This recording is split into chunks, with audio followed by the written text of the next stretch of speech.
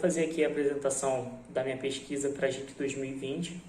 O título da minha pesquisa é Portugal, o tráfico de drogas e a Liga das Nações, 1919-1939, e ela faz parte do estudo do meu professor, que é o Cândido Gonçalo Rocha Gonçalves, que tem o título do projeto dele de Vigilâncias Atlânticas, uma história sociocultural do controle da criminalidade transnacional no espaço ibero-americano. Meu nome é Júlio César Silva Ferreira, sou aluno da Escola de História, que também é a área de conhecimento da minha pesquisa. E a minha pesquisa ela tem 3 eixos principais, que é a ideia de uma criminalidade internacional e principalmente focado no tráfico de drogas internacional. O segundo, que é a Liga das Nações e a Comissão de Combate ao Tráfico de Drogas da Liga das Nações. E o terceiro, que é a participação da diplomacia portuguesa dentro dessas comissões, principalmente na relação da questão do ópio. O primeiro autor que nós usamos foi o Paul Napier, e ele fundamenta a ideia de uma criminalidade internacional a partir da virada do século XIX para o século XX, principalmente no livro The International Crimes of the 20th Century. E ele coloca como antes, que era antes da virada do século, uma criminalidade local, que se restringia à cidade ou à vila, e depois a criminalidade no nível global, que é quando a criminalidade ela passa das fronteiras nacionais. E isso é devido à facilitação do transporte, aumento da tecnologia de comunicação e a utilização dessas facilidades para formar uma rede de criminalidade internacional. Era muito comum, por exemplo, o tráfico de drogas utilizar o avião para fazer tráfico. O tráfico de mulheres acontecia muito nos navios vindo para a Europa, da Europa para a América. Então, o crime ele passa a tomar um aspecto internacional. O livro ele tem o foco no Entre Guerras, de 1919 a 1939, e que é quando é criada a Liga das Nações. E nesse período, o equilíbrio das relações internacionais na Europa ele está muito confuso, porque o Império Austro-Húngaro se dissolveu, o Império Alemão se dissolveu, o Império Russo estava passando por uma revolução comunista, que depois iria fundar o RSS, e o Império Otomano também se dissolveu. E essa criminalidade internacional, ela precisava de um combate também internacional, o que fez com que os países tivessem que cooperar para combater essa criminalidade internacional, por conta da utilização dessas novas tecnologias. E também, nessa época, as publicações antissemitas, elas colocavam o estrangeiro como o grande promotor da criminalidade mais refinada, principalmente os judeus e os eslavos. Então, era atribuído aos judeus uma maior facilidade para promoverem crimes.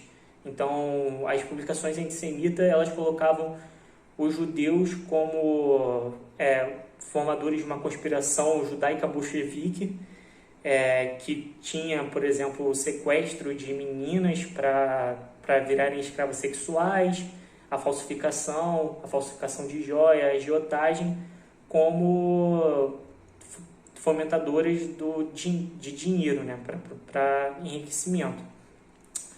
E a partir de 1919, a Liga das Nações é fundada em Genebra. Ela tinha um secretariado-geral que era formado pela Grã-Bretanha, a França, o Japão e a Itália, e posteriormente a RSS e a Alemanha. E também tinha a Assembleia Geral, que acontecia uma vez por ano e todos os países podiam mandar um representante para essa Assembleia Geral para tratarem dos assuntos que eram propostos dentro dessas assembleias. E segundo o próprio Paul Napier e a Susan Peterson, a Liga tinha 3 objetivos principais. Os 2 primeiros onde ela fracassou e o terceiro onde ela foi relativamente bem. O primeiro era a promoção da paz, que ela fracassou, porque aconteceu uma Segunda Guerra Mundial, no final de 1939. O segundo era a proteção das populações locais que não tinham Estado, como, por exemplo, os judeus, que recorreram muito à Liga para tentarem serem protegidos dos Estados, mas essa proteção não aconteceu como deveria, porque a Liga tinha uma proposta muito propositiva e não uma proposta ativa. Então, se algum Estado resolvesse passar por cima das resoluções, a Liga ela não tinha uma ação iminente contra esse Estado. E o terceiro, que era relacionado aos comitês. Eu foco especialmente a minha pesquisa no Comitê Antidrogas, que foi um comitê que teve muitas resoluções e muitas ações práticas para tentar acabar com o consumo ou controlar o consumo de drogas. E foi aí onde a Liga teve uma grande repercussão, porque o consumo de drogas na Inglaterra e nos Estados Unidos estava ganhando muita relevância no início do século XX, e a opinião pública estava pressionando o governo a tomar algumas posições relacionadas ao combate do consumo de drogas. Os governos nacionais, de forma geral, proíbem o consumo de drogas, na verdade não proíbem, limitam o consumo de drogas apenas para questões medicinais, só que existe o contrabando. E esse tráfico, ele era internacional, principalmente porque a papoula, que é a planta que gera o ópio, que vai gerar a heroína e a droga que é consumida, ela tinha a sua procedência da Índia e da China. E a Inglaterra era contrária à proibição da produção de ópio nas suas colônias, principalmente porque era uma produção muito lucrativa para a Inglaterra.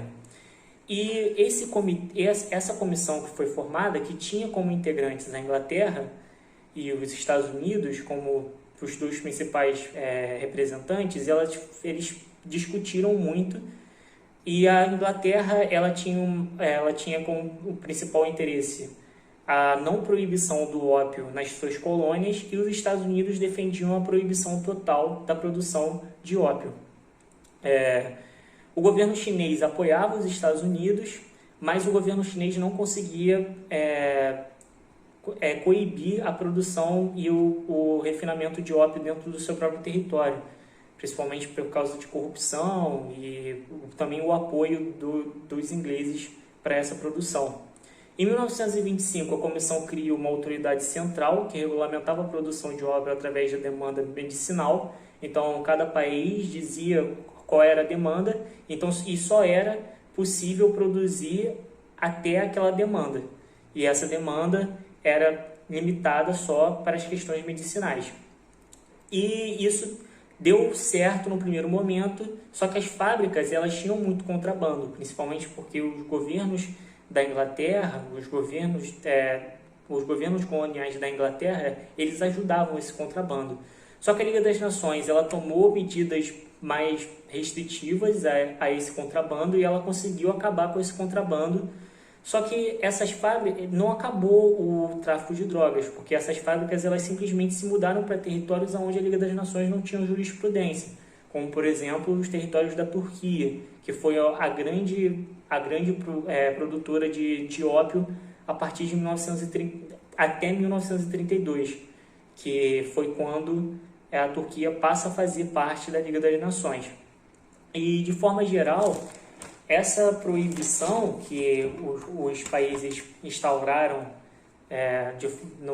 nos seus territórios, ela ajudou o tráfico de drogas, porque fazia com que o tráfico de drogas conseguisse lucrar mais. A partir do momento em que ele é proibido, o custo da manutenção daquele tráfico é muito grande, e isso faz com que a lucratividade seja maior também. E a diplomacia portuguesa teve especial papel nessas comissões antidrogas, que tiveram um relativo sucesso. E elas acabaram sendo esvaziadas após 1933, porque o fascismo se instala na Europa, principalmente na Alemanha. Em 1933 é a ascensão nazista. E a Liga das Nações acaba sendo esvaziada até mesmo nesses comitês. A Liga das Nações ela passa a ser... muitos nazistas se inseriram dentro da Liga das Nações. E aí essas repercussões acabam... esses comitês acabam perdendo a utilidade prática. E o meu orientador, ele foi 2 vezes no arquivo dos Ministérios Estrangeiros, no arquivo do Ministério de Negócios Estrangeiros de Portugal, mas ele não conseguiu entrar as duas vezes devido à crise do coronavírus. Então nós não conseguimos ter acesso aos documentos diplomáticos que nós queríamos analisar nessa pesquisa, que vai ficar para mais para frente, para ser falados da nossa pesquisa. E como isso não pôde acontecer, nós trabalhamos o livro Portugal, Macau e a Internacionalização do Tráfico de Ópio, que tem como principal questão o tráfico de ópio e a diplomacia portuguesa no território de Macau, que era um território onde tinha muito tráfico de ópio. Principalmente porque no século XVIII a China era um país muito fechado, era um império muito fechado, só existia um porto que fazia comércio exterior, que era o porto de Guangzhou. E a balança comercial da China com a Inglaterra era muito desproporcional. A Inglaterra perdia muito dinheiro para a China, porque ela comprava muito da China e não vendia quase nada para a China. E a forma que a Inglaterra utilizou para conseguir vender coisas para a China foi através da venda de ópio, porque o ópio era produzido dentro da Índia e os chineses passaram a consumir muito ópio. E isso fez com que a balança comercial da Inglaterra com a China se equilibrasse e posteriormente ficasse mais vantajosa para a Inglaterra do que para a China.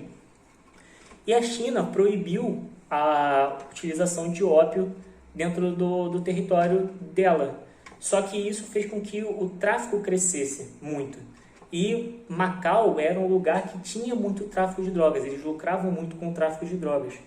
E a diplomacia portuguesa dentro de Macau, ela estava numa situação muito complicada, porque o governo de Macau, ele era misto, ele era tanto chinês no governo local e português. Era um governo que dependia das duas potências para se manter. E a Inglaterra era uma aliada do Império Português. Então, essa diplomacia portuguesa tratou muito do assunto do tráfico, porque a China queria fazer a proibição, e a Inglaterra fazia o tráfico de drogas mesmo após a proibição. E isso vai dar na Primeira Guerra do Ópio, que acontece em 1832, e tem as repercussões diplomáticas, que é onde a gente quer trabalhar para o próximo ano de pesquisa, e da onde vão sair resoluções sobre a diplomacia portuguesa. Bem, meu tempo está estourando, eu tinha mais muita coisa para falar, mas eu não vou poder fazer o aprofundamento que eu queria por conta do tempo. É isso, obrigado a quem estiver vindo aí e tchau.